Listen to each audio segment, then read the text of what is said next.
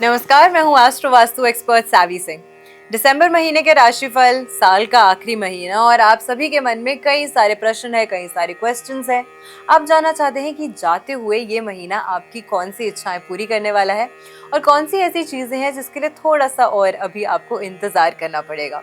क्योंकि साल का आखिरी महीना बड़ा ही कमाल का महीना होता है। ये वो महीना है जो आपके अगले साल की एनर्जीज को डिफाइन करता है, डिटर्मिन करता है कि अगला साल आपके लिए क्या कुछ खास लेकर आ रहा है और अगले साल आने वाली खास चीजों के लिए आप खुद को कितना ज्यादा तैयार कर पाते हैं, कितना ज्यादा प्रिपेयर करते हैं। तो प्रेपरेशंस जो हैं वो दिसंबर के महीने से ही शुरू हो जाती हैं। आज के वीडियो में हम बात करने वाले हैं मकर राशि यानी कि कैप्रिकॉर्न्स की। तो वो लोग जिनका मून ज़ोडिएक साइन यानी कि चंद्र राशि, जिन लोगों की मकर राशि बनती है, उनके लिए दिसंबर का महीना क्या कुछ खास लेकर आ रहा है, आज हम उसी की बात कर रहे हैं। मकर राशि के लिए सबसे पहले ये जो साल था ये थोड़ी सी राहत इसलिए भी लेकर आया था क्योंकि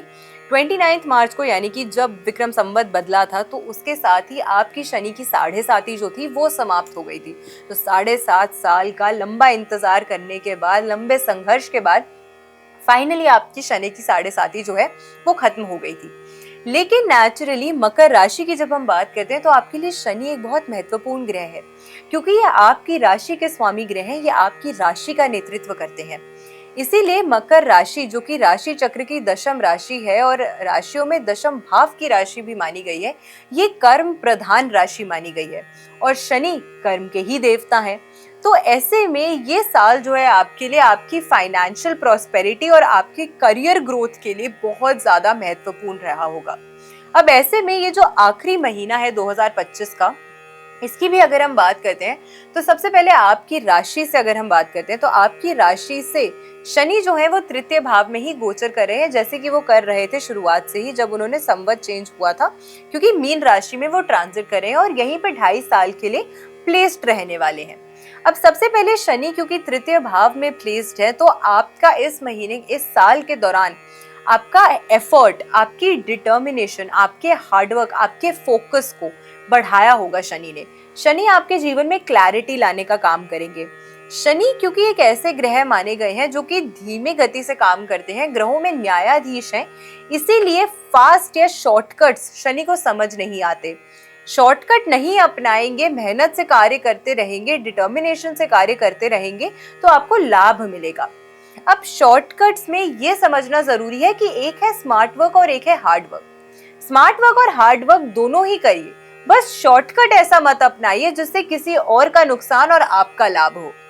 क्योंकि फिर शनि आपको बख्शेंगे नहीं। तो ऐसे में ऐसे कार्य कीजिए या इस तरीके से कार्य कीजिए जिसमें आपको लोगों की सपोर्ट मिले, लोगों की सहायता मिले। आपकी नेटवर्किंग इस साल के दौरान बेहतर हुई होगी और अगर नहीं हुई होगी तो चांसेस काफी हाई है कि आने वाले समय में आपकी लोगों के साथ अच्छी नेटवर्किंग, अच्छी बातचीत जो है वो होती हुई भी आपको इस साल के दौरान नजर आएगी।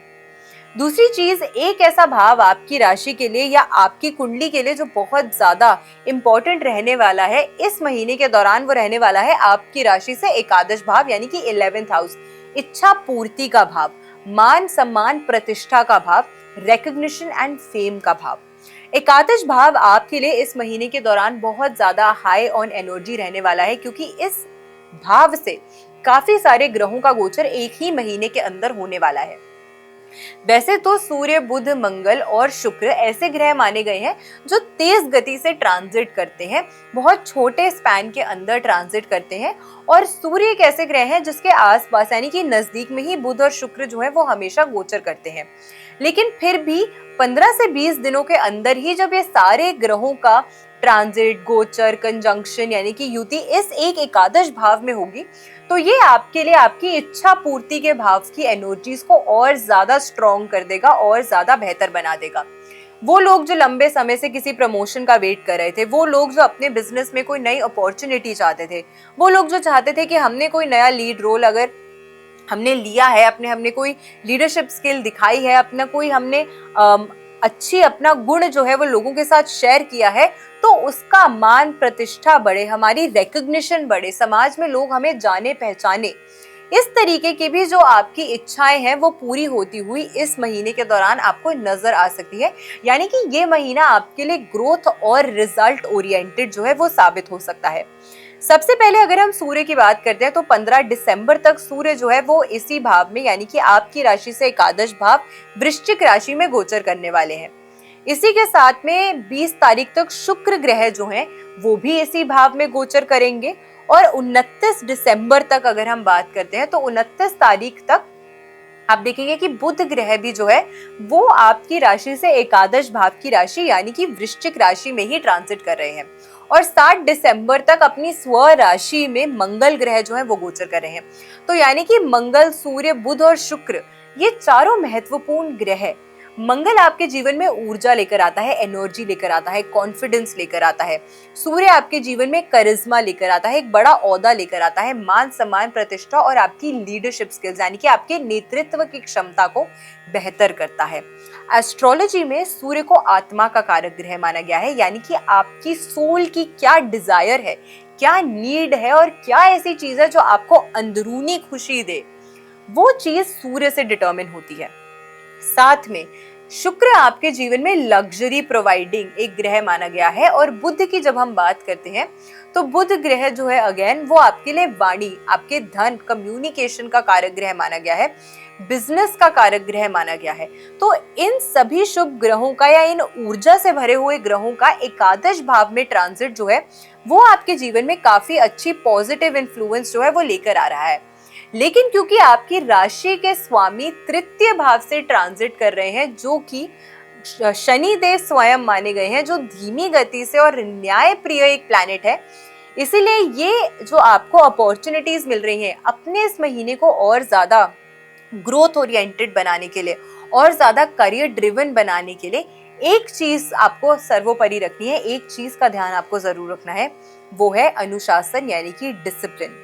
डिसिप्लिन में रह के कार्य करेंगे, हार्डवर्क करेंगे, मेहनत से नहीं घबराएंगे तो ये महीना जाते जाते आपकी कई सारी इच्छाएं पूरी करते हुए जा सकता है। ऑल ओवर आपके लिए ये आखिरी महीना जो है वो काफी पॉजिटिव एनर्जी और काफी पॉजिटिव इन्फ्लुएंस लेकर आ रहा है।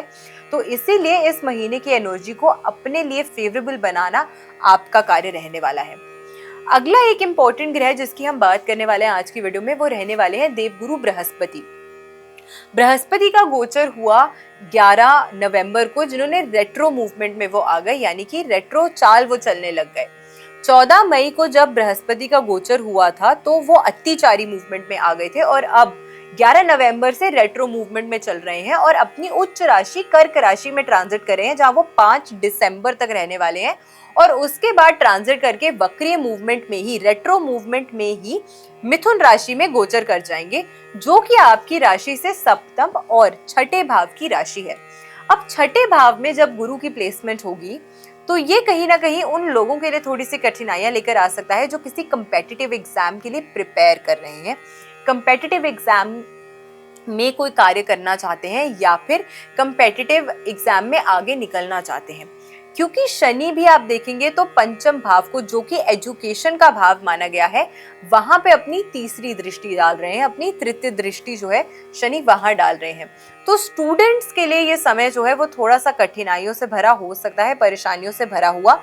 हो सकता है। साथ में छठे भाव में क्योंकि गुरु गोचर कर रहे हैं तो ऐसे में गुरु नेचुरली एक सौम्य ग्रह है और इनका जो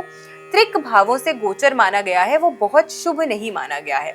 तो ऐसे में जब एक शुभ प्लैनेट रेट्रो मूवमेंट में आके छठे भाव से गोचर करता है जो कि ऋण रोग शत्रुओं का भाव माना गया है, तो ये आपके लिए कहीं ना कहीं, क्योंकि लोग आपको रिकॉग्नाइज करेंगे, आपके कार्य की बात होगी हर जगह, आप चर्चा में रहेंगे, तो फिर ऐसे में थोड़ी सी जेलसी, थोड़े से दुश्मन भी जो है आपके वो भी बनते हुए नजर आ सकते हैं। इसी कारण से ये महीना जो है अपने दुश्मनों से थोड़ा सतर्क रहने के लिए और स्टूडेंट्स के लिए खास करके अपनी पढ़ाई पर ज्यादा फोकस करने के लिए बहुत इंपॉर्टेंट समय हो जाएगा। अब काफी सारे उतार चढ़ाव क्योंकि इस साल के आखिरी महीने में आपको देखने को मिलने वाले हैं, तो कौन सी एक ऐसी रेमेडी है जो आपको इस महीने के दौरान जरूर करनी चाहिए जिससे आप अपने लिए सिर्फ इस महीने की ऊर्जा नहीं बल्कि आने वाले साल की ऊर्जा को भी बेहतर कर सकते हैं। शनिवार के दिन आपको ये रेमेडी करनी है। शनिवार के दिन आपको अपनी साइज का यानी कि अपने राइट हैंड की फिंगर, मिडिल फिंगर के साइज का एक लोहे का छल्ला जो है वो आपको लेना है और इसे आपको धारण करना है शनि मंदिर में शनि देव के समक्ष खड़े होके। अब शनिवार के दिन आपको छल्ला खरीदना नहीं है, सिर्फ धारण करना है। तो छल्ला आप पहले किसी भी और दिन जो है वो बना के रख सकते हैं। मंगलवार और शनिवार को आपको नहीं खरीदना है, यानी कि थर्सडे, वेडनेसडे, किसी भी दिन, फ्राइडे आप जाकर ये छल्ला जो है अपने नाप का ये बनवा के अपने घर लेकर आ सकते हैं। शनिवार को आपको जाना है और शनि मंदिर में जाकर आपको शनि देव के समक्ष खड़े होकर आपकी जो भी इच्छा है उसको मांगते हुए आपको ये लोहे का छल्ला जो है वो अपनी राइट हैंड की मिडिल फिंगर में धारण कर लेना है, पहन लेना है। ये आपकी ओवरऑल एनर्जी को बहुत ज्यादा अच्छा करेगा, स्ट्रॉन्ग करेगा, स्टेबलाइज करेगा, आपके जीवन में क्लैरिटी लेकर आएगा, आपके मानसिक विचारों को और ज्यादा स्पष्ट करेगा। और वो लोग जिन्हें स्वास्थ्य संबंधित परेशानियां चल रही हैं या फिर जिनके जैसे कि जो स्टूडेंट्स हैं जो और ज्यादा फोकस अपना बेहतर करना चाहते हैं, उनके लिए भी ये काफी ज्यादा इंपॉर्टेंट रेमेडी साबित हो सकती है। अपनी क्लैरिटी और अपने फोकस को और बेटर करने के लिए अगर आप एमेथिस्ट का क्रिस्टल या एमेथिस्ट का ब्रेसलेट भी पहनते हैं तो ये भी आपको बहुत बहुत ज्यादा अच्छा फायदा जो है आपके जीवन में दे सकता है। तो मैं आशा करती हूँ कि आज की वीडियो आपको पसंद आई होगी। वीडियो अगर अच्छी लगी हो तो ज्यादा से ज्यादा लोगों तक वीडियो को शेयर जरूर कीजिएगा। चैनल पे नए हैं तो चैनल को सब्सक्राइब करना बिल्कुल मत भूलिएगा। हमारी पूरी टीम की ओर से आप सभी को नव वर्ष 2026 की हार्दिक शुभकामनाएं। नमस्कार।